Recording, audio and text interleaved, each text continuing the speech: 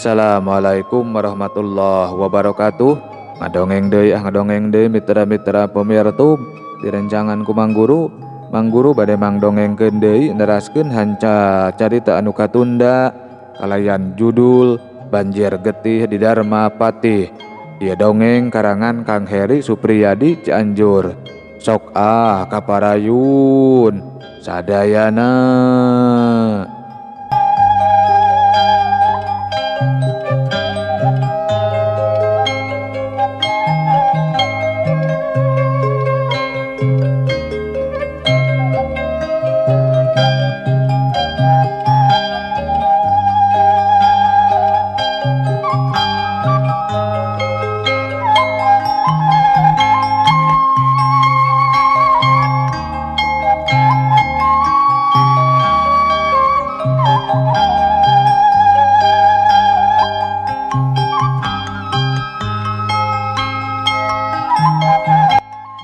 Mitra-mitra pemirsa dongeng Mang Guru sajongjongan mah Kang Atang jeung anak pamajikanana ngan saukur pating karung mangsa nempo dedegan lalaki keker tur jangkung badag anu memanggul karung kalayan teu kanyahoan datangna ujug-ujug geus ngajega teu jauh tina bibir guha.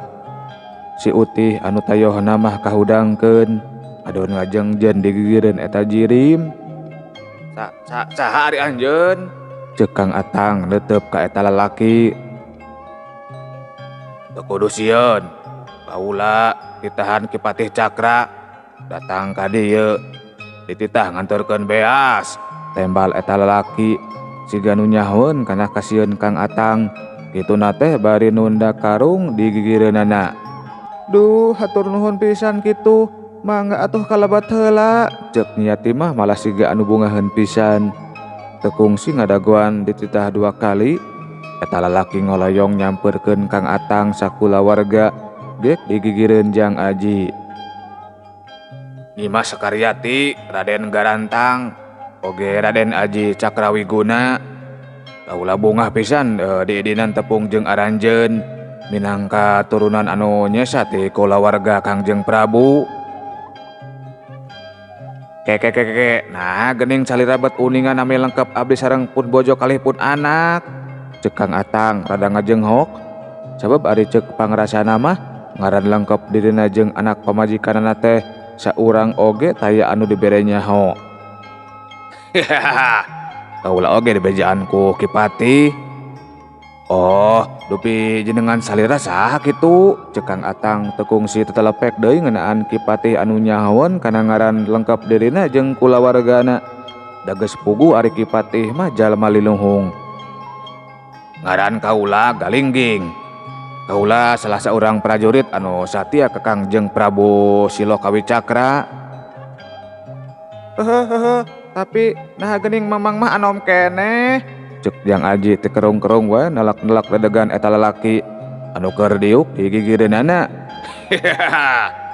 Prajurit Kangjeng Prabu teh lain ti bangsa manusia wungkul den, ti bangsa jin oge aya. Oh, janten mamang teh. Nya kaula mah prajurit ti bangsa jin. Sarua jeung si Kumbay. Tembal eta lalaki anu tetela lain bangsa manusia. Kituna teh dibarengan ku nuduhkeun ka si Utih ku pangreretna. Maksudna ceuk Jang Aji kurang kerung. Geura tempokeun wujud maneh anu sabenerna Kumbay. Da geus diidinan ieu ku Ki Patih oge. Ceuk si Galingging nyarita ka si Utih. Nu bener geus diidinan nya. Ngan gebeg Kang Atang Jang Aji jeung niati pohara ngagebegna. Mangsa dadak sakala si Utih jadi bisaeun nyarita. Pan pusaka manehna oge cenah mah geuh dipasarahkeun deui, ceuk si Galingging. Nya ari geus dipasarahkeun teh mah. Wah, jangan sieun we can diidinan ari nembongkeun wujud anu asli mah. Geus diidinan, da ayeuna mah geus jauh tina hirup kumbuhna bangsa manusia. Dina kahayan kitu ujug-ujug beuring nyai cileug. Waduh, astagfirullahaladzim. Sanggeusna aya cahaya anu ngaburi Nyai mah wujud si Utih robah jadi maung lodaya anu pohara badagna. Kang Atang jeung anak pamajikanana nepi ka pating rarenyag sarta maralohok mata simeteun. Gaur gaur eta lodaya ngagaur pohara tarikna. Sorana anu ngagereng sarta pinuh kusima ngaweuhan ka saantero rohangan guha. Si Utih anu tetela ngaran aslina mah si Kumbay sanggeusna robah wujud mah gancang bae ngalanggeor ngadeukeutan ka Jang Aji. Tenang dah moal naon ieu. Ari sabenerna mah si Kumbay teh sarua diparentah ku Kipati pikeun mastikeun kasalametan Raden sakulawarga. Ceuk si Galingging mangsa nampo Jang Aji jeung indung bapana pupurungkutan alatan sieunneun mangsa eta lodaya ngadeukeutan ka dirina. Oh, nya Raden. An biasana oge gaula teh sok diajak ulin ku Raden. Ceuk si Kumbay sorana anu ngagereng kituna teh dibarengan ku neuteup ka Jang Aji. Atuh da ari kamari mah nuju dina wujud domba atuh.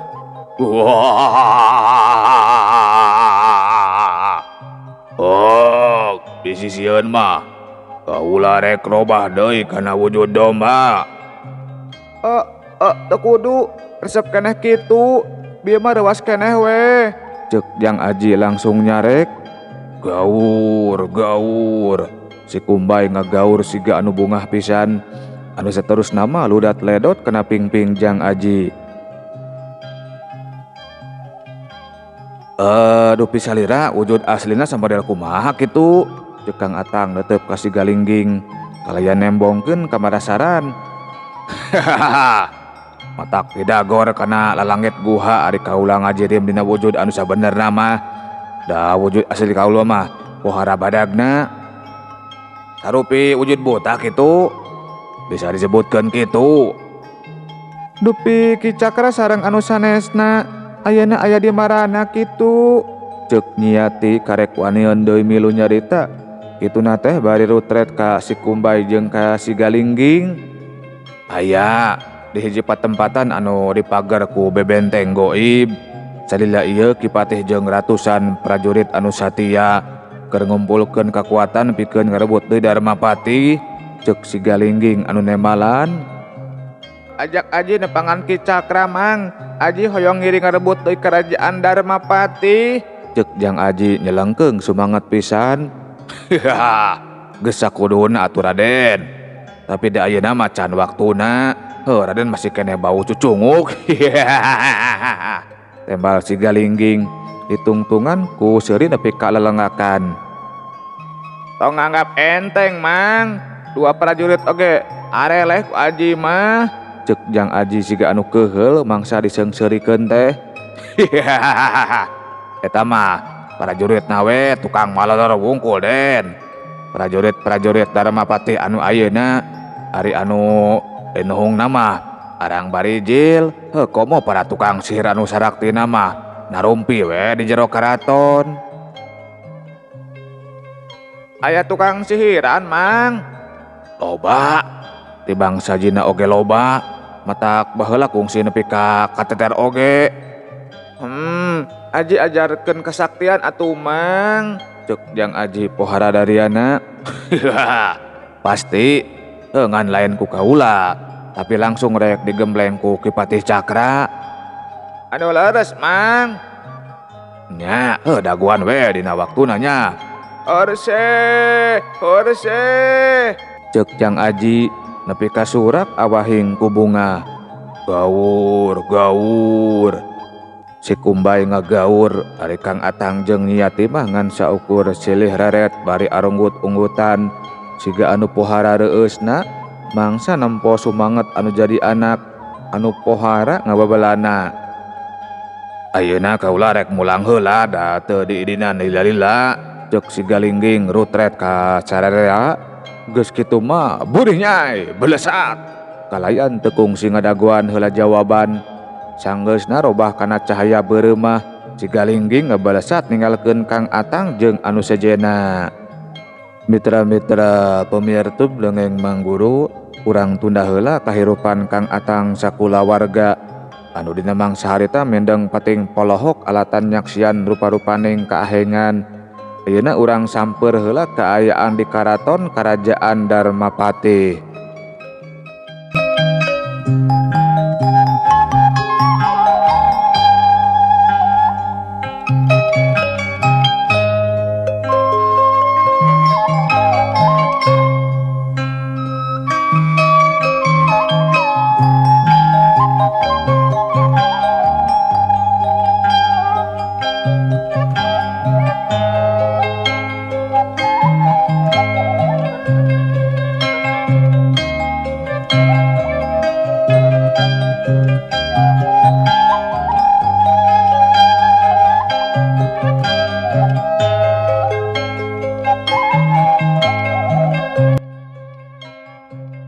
Mitra-mitra pemirtub dongeng Mang Guru, masih keneh dina wanci anu sarua di eta karaton anu teges nama di rohangan utamana saurang raja anu gagah tur gede pisan wibawana diuk dina kursi kalungguhanana.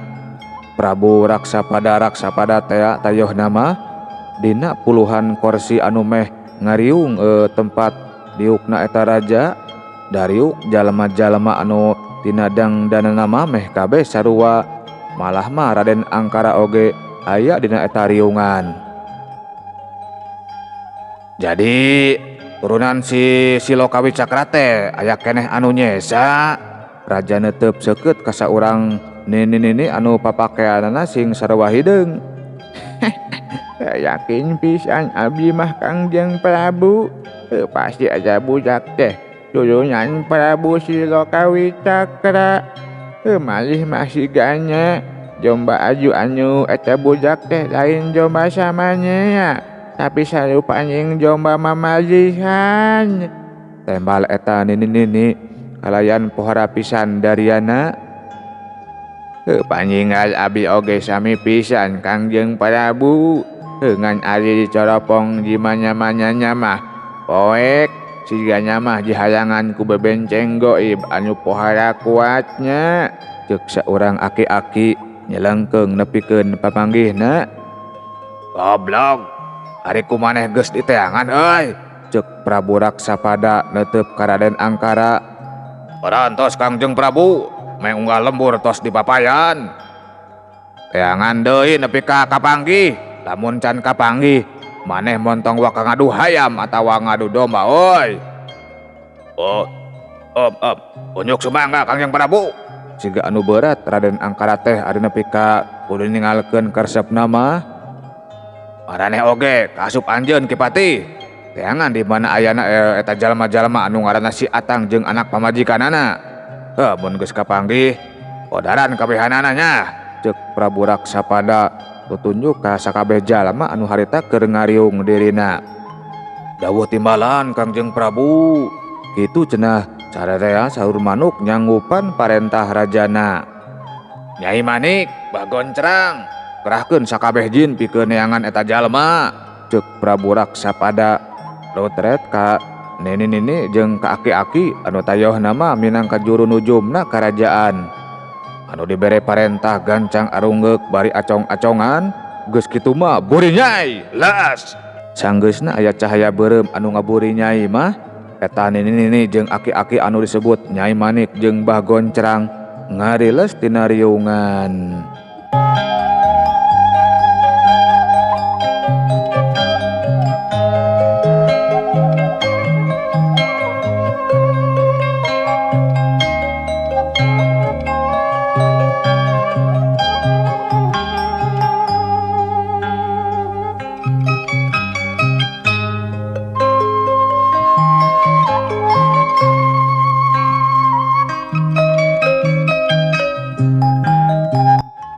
Mitra-mitra pemirtub dongeng Mang Guru, saluyu jeung parentahna Prabu Raksapada anu ngarasa kaancam ku ayana beja ti sababaraha urang juru nujumna.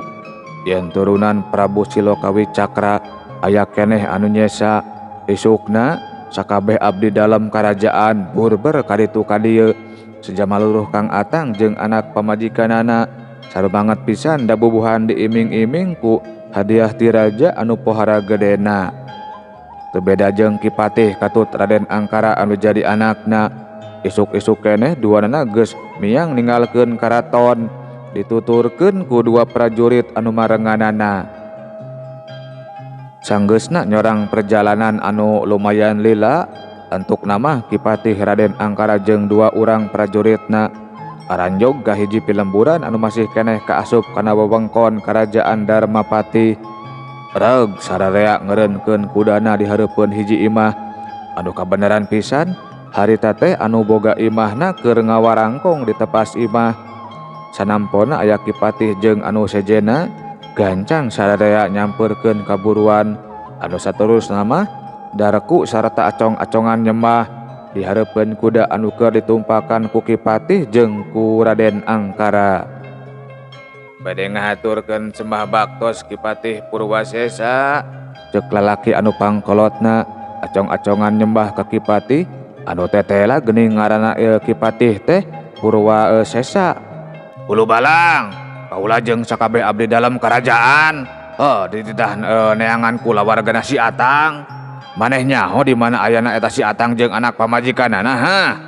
Ceuk Kipatih neuteup ka lalaki anu geus rada kolot anu tetela geuning saurang hulu balang. Nya pamingpin ti lemburan lamun dina jaman kiwari mah siga anu keur viral menta hampura ka Paeko, sanggeusna ngajorag sarta peupeuleukek leuwih ti heula. Aya Kipatih ame oge pun bojo tos ti warungna ngagaleh gula beureum. Lain si Atang urang dieu atuh koplok. Si Atang urang lembur Cisugri ieu mah ngaran anakna si Aji, pamajikanana. Si Ati, ceuk Raden Angkara nyelengkeung mangsa nempo bapana rada hulang-huleng siga anu poho kana ngaran pamajikan Kang Atang.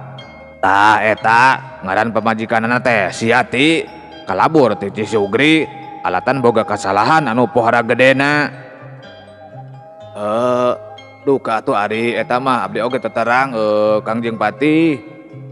Ayeuna mah wayahna we imah maneh digaradah pikeun mastikeun. Sumangga Kipatih sumangga. Geus kitu mah Kipatih rutret ka Raden Angkara katut kadua prajuritna anu dideretna ngan saukur arungeuk. Sanggeus jerat-jerut tina kuda mah gancang bae tiluanana ngagaradah imah pupuh lembur. Tapi sanggeus kabeh rohangan imah dikotektak anu diteanganana mah teu kapanggih. Kaula rek neruskeun maluruh kula wargana si Atang. Lamun maneh parang manggihan, bejaan kaula. Engke ku kaula dibere hadiah anu gede nya. Ceuk Kipatih sanggeusna Raden Angkara jeung dua prajurit aranje celeuk deui dina kudana. Anu diajak nyaritana unggek-unggekan sumuhun dawuh. Geus kitu mah kuda-kuda anu ditumpakan ku Kipatih sabalad-balad ateng kotoplak ninggalkeun eta patempatan. Tanyakeun ka warung anu itu euy. Ceuk Kipatih mangsa manggihan hiji warung di sisi jalan anu rada kaiuhan ku gomplokna daun hiji tangkal. Katembong di eta warung aya sababaraha urang lalaki anu keur barang dahar. Sanapina Kipatih jeung anu sijena kahareupeun eta warung, cul inumeun cul dahareun. Sararea gancang nyamperkeun sarta dareku bari acong-acongan nyembah. Hei aranjeun kabeh, aya anu nempoan si Atang urang Cisugri jeung kulawargana atawa henteu ha? Ceuk Kipatih rutret ka sababaraha urang jalma anu keur saruju di hareupeunana. Tuka atuh Kipatih, teu kenal-kenal acan abdi mah. Temal saurang lalaki anu sigana mah anu boga warung. Ari maraneh heuy. Ceuk Kipatih rutret ka anu sejena. Puterang Kipatih. Sararea meh bareng narembalan.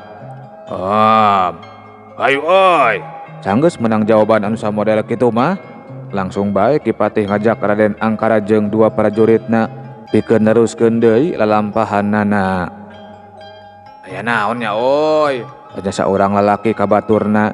Sanggeusna beringan Kipatih rada jauh ninggalkeun eta patempatan. Nya teuing atuh, boga kasalahan we meureun. Eta we geuning mangsa keur nyebut ngaran Atangna oge siga anu keheuleun pisan. nya siga namanya oi. Geleber. Meh bareng jeung sababaraha urang jalma anu ngalengkahkeun deui sukuna ka tepas warung, manuk piit anu tadi euteup dina dahan tangkal ngageleber ningalkeun eta patempatan sarta anu saterusna mah hiberna beuki lila beuki jauh nepi ka antukna mah ka wewengkon pileuweungan. Seot cileug. Sanggeusna nyerot di jero pileuweungan, manuk piit robah jirim jadi wujud saurang lalaki anu jangkung badag tur pohara gagahna. Reup eta lalaki meureumkeun matana ka tembong bibirna kunyam-kunyem siga anu keur mapatkeun jampe pamakena. Mitra-mitra pemirtub dongeng mangguru dina kaayaan kitu ujug-ujug breh meh bareng jeung mukakeun deui matana dak dumadakan ujug-ujug aya gapura di hareupeunana. Geus kitu mah kebat bae eta lalaki anu jangkung badag teh ngalengkahkeun sukuna ngaliwatan gapura. Geus aya di jero mah ka tembong aya puluhan wangunan imah anu baradag tur pohara tohagana. Palataran di eta patempatan pohara lega tur kacida pisan raresikna. Kalayan sisi-sisina anu dikurilingan ku bebenteng sarupaning cahaya. Lengkah eta lalaki kebat bae muruh hiji imah anu pangbadagna. Sanggeus uluk salam jeung sababaraha kali keketerokana panto, antuk nama panto imah aya anu muka disusul ku ngurunyungna saurang aki-aki. Aeh genying anjeun tangkar, hiap ka jero. Ceuk aki-aki siga anu geus wabuheun pisan ka eta lalaki anu tetela ngaranna tangkar teh. Kipatihna aya. Aya hayu ka jero. Sanggeusna eta aki-aki mihlaan ngalengkahkeun sukuna mah, si tangkar oge gancang nuturkeun. Di jero imah anu ublug-ablag kasampak keur ngariung puluhan aki-aki anu janggot jeung buukna geus barodas kabeh. Anu salah saurang di antara eta aki-aki anu keur ngariung teh tetela geuning Kidarsa anu dina mangsa sababaraha poe ka tukang ditulungan ku Jang Aji di wahangan. Aya nyaon tangkar? Tanya Kidarsa. Ampun Ki Cakra, kaula datang sejana nepikeun beja. Tadi kaula nempuan patih kerajaan Dharma Patih keur mapayan saban imah di Pilemburan. Anu cenah mah keur neangan jalma anu ngaranna Atang jeung kulawargana. Ceuk si tangkar ka Kidarsa anu tetela geuning Kidarsa teh alias Ki Patih Cakra saluyu pisan jeung anu kungsi diomongkeun ku si Galingging ka Jang Aji jeung ka indung bapana. Syukur anjeun geus mere laporan anu pohara pentingnya. Jung ayeuna mah teang Raden Aji jeung indung bapana. Sangkan leuwih aman ari cicing di dieu mah. Jageus pasti si Raksa Paja oge bakal ngeprak bangsa jin pikeun nyeangan Raden Aji jeung indung bapana nepi ka leuweung-leuweung. Unjuk sumangga Ki Patih, ceuk si tangkar haget nyanggupan. Geus kitu mah buri nyai belesat. Si tangkar anu geus robah wujud jadi cahaya beureum harita keneh ngabelesat ninggalkeun eta riungan. Jolor kabeh cingkatkeun kawaspajaan, hijikeun kakuatan pikeun nganjelan bebenteng goib di ieu patempatan. Ulah nepi ka urang sararea kasusud sarta bobor karahayuan dina mangsa cica-cica cantik nyekanyan. Ceuk Ki Cakra rutret ka anu araya di dinya. Siap Ki Patih cenah. Kalayan sarumanget pisan sararea enembalan. Ki Cakra unggut-unggutan siga anu sugema pisan. Mitra-mitra pemirtub dongeng mangguru, ari si tangkar anu diutus pikeun neang Jang Aji jeung indung bapana harita teh geus nepi ka tempat anu dijugjugna. Sajongjongan mah Kang Atang jeung anak pamajikanana anu harita keur maroyankeun awakna di palataran anu teu jauh tina bibir guha. Siga anu kurang percaya mangsa si tangkar ngakukeun utusan Ki Cakra sarta nepikeun pamaksudanana pangna nepungan dirina teh, tapi sanggeusna si Kumbay ngaku wawuh sarta ngabenerkeun kana pangakuanana si tangkar. Antukna mah Kang Atang niati katut Jang Aji percaya sagemblengna. Padahal ari abdi mah tos betah pisan di dieu teh tempatna raoseun. cek Kang Atang netep ka si Tangkar anu sarua keur nangtung di hareupeunana. Mohon resep di dieu mah seueur lauk, cek Nyi Yati milu ngengklokan. Puguh ari Aji mah hoyong ngalih ka ditu Pak, supados tiasa diajar ka Ki Cakra, cek Jang Aji mah beda pamadegan. Mata Ki Patih nitah pindah ka ditu teh, di dieu mah bahaya, cek si Tangkar rutret ka sarerea. Bahaya kumaha kitu, cek Kang Atang rada kerung. Ngandarak-dak we si Tangkar nyaritakeun sagala alesanana. Mangsa si Tangkar cacarita teh, si Kumbay, Jang Aji jeung indung bapana mah nepi ka pating jarenghok siga anu pohara rareuwaseunana. Tah kusabab kitu wayahna we sing daraek pindah. Geunah di ditu geura ari geus pindah mah, cek si Tangkar dina pungkasan caritana. Nya ari kitu mah kumaha saena wae atuh, antuk nama Kang Atang eleh deet. Geus kitu mah Jang Aji jeung indung bapana kegancangan arasup ka jero guha, sarta anu saterusna mah gusrat gesrut meresan barang-barang anu rek dibawana. Ari si Tangkar jeung si Kumbay mah sajaroni ngadaguan di luar teh bari galecok sagala diwangkongkeun. Ngan ukur sakitu babawaanana, tanya si Tangkar mangsana po Jang Aji jeung indung bapana anu geus nyamperkeun deui ka palebah dirina. Mohon mong sakieu, beas anu sakarung mah moal dibantu da abot, cek Kang Atang anu nemalan. Make jeung berat piraning sakarung, tempas si Tangkar kituna teh bari gura-giru asup deui ka jero guha. Teu lila antarana si Tangkar geus ngerunyung deui dina kaayaan memanggul karung. Si Kumbay gancang depas siga anu geus ngarti. Sok karung beas ditunda dina tonggong si Kumbay. Sok naik den, cekelan karungna, cek si Tangkar ngareret ka Jang Aji. Jang Aji gancang nerekel kana tonggong si Kumbay. Nyimas jeung Raden mah indirna jeung kaulanya, cek si Tangkar ngareret ka Kang Atang jeung ka Nyi Yati. Huri nyai jeleg. Tanpa ngadaguan jawaban ti Kang Atang jeung Nyi Yati, dirim si Tangkar robah wujud jadi manuk sarupaning heulang anu pohara badagna. Batan buru-buru naik kana tonggong eta manuk. Kejongjongan mah Kang Atang jeung Nyi Yati mah malah pating polohok.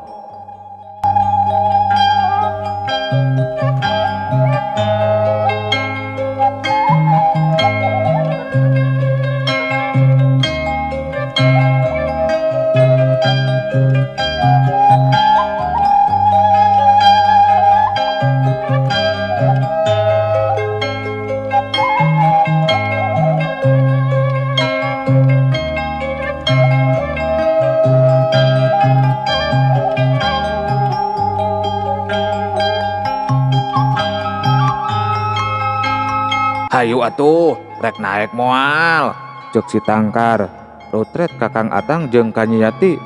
Geus kitu mah kalayan siga anu asa-asa. Nyi Yati jeung Kang Atang pating kalacat kana tonggong si Tangkar anu keur ngajirim dina wujud manuk anu pohara badagna. Nyarekelan sing pageuh, cek si Tangkar deui. Kang Atang tipe parakat nyekelan bulu dina punduk eta manuk. Ari Nyi Yati anu diukna ditukangeun Kang Atang, ti paparakatna teh malah kana cangkeng salakina. Berangkat, cok si Tangkar nyelengkeung. Gaur belesat.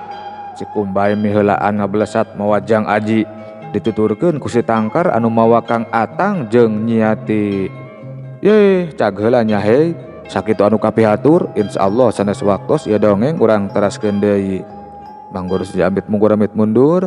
Billahi taufiq wal hidayah. Wassalamualaikum warahmatullahi wabarakatuh. Cagah per mios.